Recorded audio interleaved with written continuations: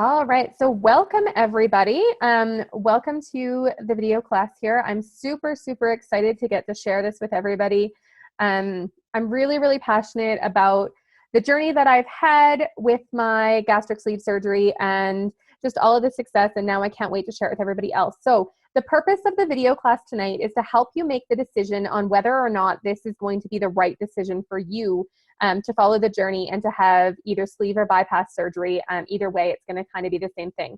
Now, let me tell you just as we get started here a little bit about who I am. If you follow along on our recipe group on Facebook, you may have already heard a little bit of my story. So my name is Christina. I'm a sleeve patient and I'm a nutrition coach. I had my sleeve surgery on February 4th of 2016, so this year. I'm just over 6 months out, and I'm about 13 pounds away from my goal. I am a normal BMI for the first time in my adult life, which is so, so, so exciting to me. I'm beyond happy. And now I've decided that it's kind of time to help others achieve their dreams through weight loss surgery and through their own journeys. I don't do anything halfway, but that's just my personality. I always kind of go a little over the top on everything I do. So when I decided to have my sleeve surgery, I also decided to take a nutrition program and go back to school so that I could learn everything that I possibly could about nutrition to make this the best possible outcome for me. I'd read some really scary statistics about people gaining weight back after surgery, and I knew that I didn't want to have that. I knew that I wanted to make this a forever change. So that's why I did the nutrition portion of it. It was originally just for me. But then as I lurked around on all the different support groups and I saw that a lot of people didn't really have a lot of nutrition support, I decided to open it up to other people. So on the video class tonight, like I said, I'm going to break it down. I'm going to help you make the decision, share with you the steps that I used to decide if I was really, really ready for this, or if it was just going to be another thing that, I thought I'd try for a couple months and see if it would be fun or not. So I am, like I said, I take everything that I do really seriously. So I broke this down into several steps, and now I'm going to share the steps with you. I get no benefit out of whether or not you have surgery or not, except seeing you happy. But if you're happy without it, then that's great too. I mean, we have lots of people on the support group that haven't had surgery, and I'm happy to still help them in their journeys however they want. So, all right. So the first thing that we're going to talk about, and that I really want you guys to think about, is why being overweight is a problem for you. Why do you want to lose the weight anyways? Is it your health? Are you having health issues that are related to your weight? Things like high blood pressure, diabetes, if you have joint pain, anything like that, super low energy even. We'll talk about this a little bit more later, but things like PCOS or thyroid, those kind of things can all help be alleviated with surgery. So those are things that can definitely either lessen or completely go away. So is that part of the reason why you're thinking about that? Because that's a pretty big decision. The next one is depression. I know for myself, before I had my surgery, I was in a really depressed place. I just felt really low. I had no confidence. I just wanted to withdraw from everybody. I didn't want to be around my friends anymore. I was just really, really unhappy. Now, I'm not saying that having surgery fixed that completely, but it definitely, for me, it helped to bring me out of that shell, out of that little bit of depression that I was experiencing. Now, it doesn't mean that skinny equals happy, because that's not always true. That I know a lot of people that are still depressed even after they've had surgery and lost all their weight. So there's other work that needs to be done around that. But that is one of the things that kind of drove me to my decision. Vanity definitely played a part in it. I'm not going to lie. I was tired of always being the fat friend. I was tired of being told things like, oh, you have such a pretty face. I wanted all of me to be pretty and not just my face. So I wanted to have that as something. I also wanted to be able to shop in regular stores. I didn't want to think as I'm walking through the mall, I can't shop in that store, or, oh, those pants look really cute, too bad they don't come in my size, or anything like that, that I was just sick of seeing all of that all the time. I hated going shopping with friends because, yeah, they'd go into all these stores and try on these cute little clothes, and I couldn't. So it just really hurt me. And actually this morning I went shopping really for the first time since surgery, and it was mind-blowing how different it was. I walked out of that store on top of the world. The last time I remember going shopping before surgery was last year on my birthday, and I cried in the dressing room. I was so sad. I was so upset. It hurt so much that nothing fit. I just wanted to feel pretty, and I didn't. And it was awful. So that was like a huge thing to me. So yeah, that's vanity, but take it for what it is. It helped. It made today a better day. And then there's the portion of it that's the future for some people, and that can look a lot of different ways. As I said earlier, a lot of people do find that their PCOS symptoms can really improve, which can have some fertility things. So the future can mean babies for people that have previously been told that they can't have babies. And yes, ladies, you can definitely have babies after sleeve surgery. I know several people that are pregnant right now, and people that have had healthy babies after sleeve surgery, and it's beautiful and it's wonderful. Just something that you work with your doctor on. I know for me, the future meant that I could be more active with my kids. I have a 2-year-old and a 4-year-old, and I really, really wanted to be active with them. I didn't want it to be mommy's too tired or mommy can't do that or anything like that. So I wanted to make sure that I could live that active life with my kids. If you're currently single and you're looking to meet someone, but the Misters or Mrs. that you're meeting right now are not who you want to be meeting, then that's something that you may want to consider as well. Into this, that, you know, if somebody that you're looking to meet doesn't fit into what you're looking for right now, that's another thing that will definitely change after surgery. Again, part of the vanity part of it, but it is what it is. All right, the next portion. What is losing weight going to do for you? So how is it going to make you feel? And I really want you to think about this part of it. I want you to think about it, and I want you to write it down, because it's going to be really, really important. So how is it going to make you feel? And think about the feelings that you're feeling right now being overweight, and then think about the opposite of those. So right now, if you're feeling hopeless, think of hopeful and how good that feels. If you're feeling desperate right now, then, you know, think of the opposite of all those things that you're feeling right now and how it's really going to make you feel and what's going to change in how you feel. So that's a big one. Which health issues is it going to help? So health issues that you have right now, things that you're not able to do right now, high blood pressure, medications that you're on that may be able to be stopped after surgery, things like that. So let's think about those things and what's going to change there. And then think about what other ways your life is going to change after surgery. So what other things would losing this weight do for you? If it's going to open up different opportunities for you, if it, like, just what is it going to change? And I want you to think about this really, really hard, because this is going to be, sorry, I have a fly. This is going to be really important. So this is your why. This is going to be the thing that drives you through this process, because things are going to be tough. It's not all rainbows and sunshines on the other side of surgery. That we definitely have hard days still. If you follow along on that recipe group or on any of the other support groups, you see people struggling still. There's a huge mental component that still has to be overcome. So your why is really important.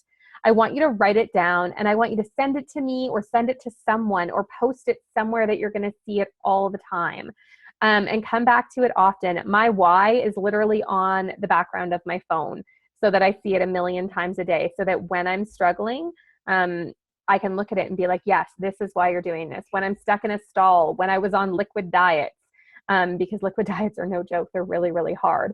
So when I'm in those really tough times, when I feel like, you know what, I just really want a cheeseburger right now or something like that, I come back to that why, and it's strong and it drives me every single time. So that is one part of it. Then I want you to think about, is that why going to be strong enough for you? Is it going to really keep you motivated all the way through this journey? Will it help you in the tough times? So think about that really hard. And like I said, write it down and send it to me, please. I would love to see it. That would be fabulous. All right. Next one. What have you done to lose the weight so far?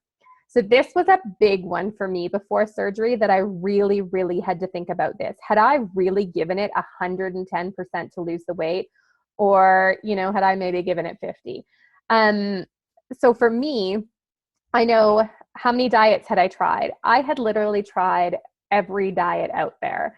If there was something that told me that I was going to lose the weight, then you know what, I did it. That I would pretty much do anything at that point to lose the weight. So I bought every product, I went on every system, I hired personal trainers.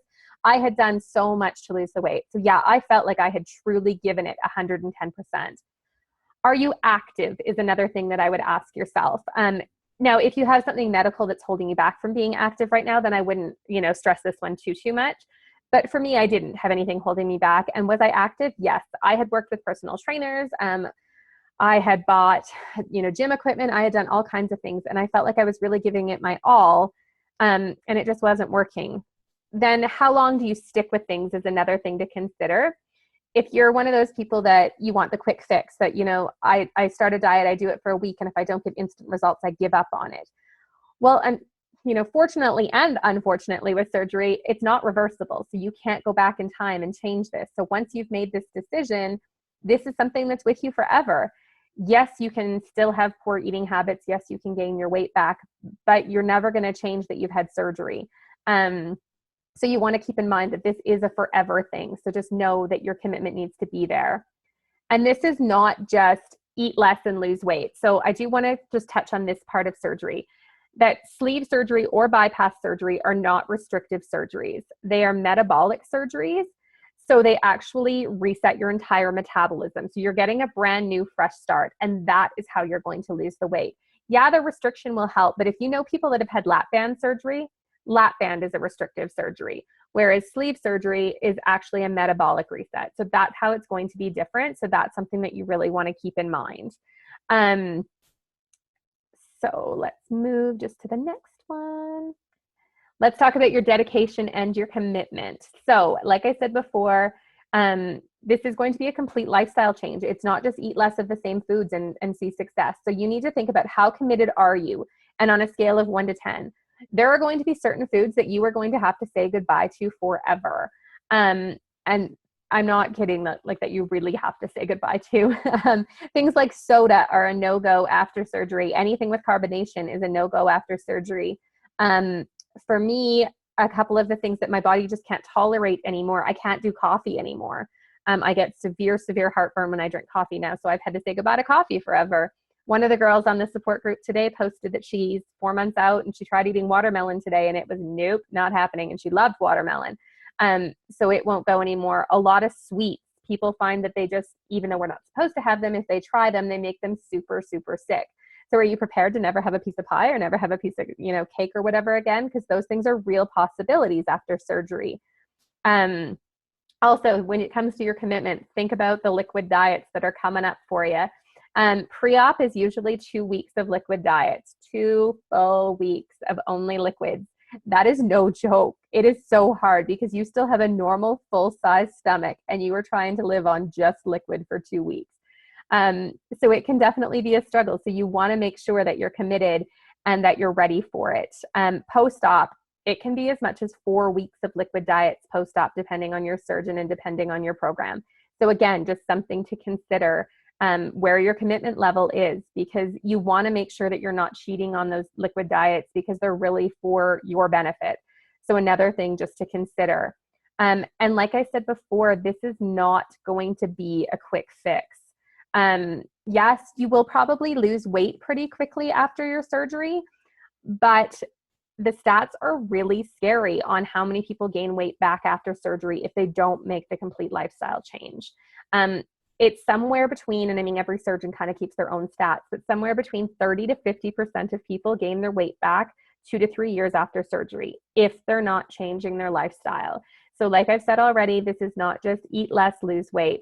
This is definitely something that you want to make sure that you're changing those eating habits forever. So that's something to consider for sure.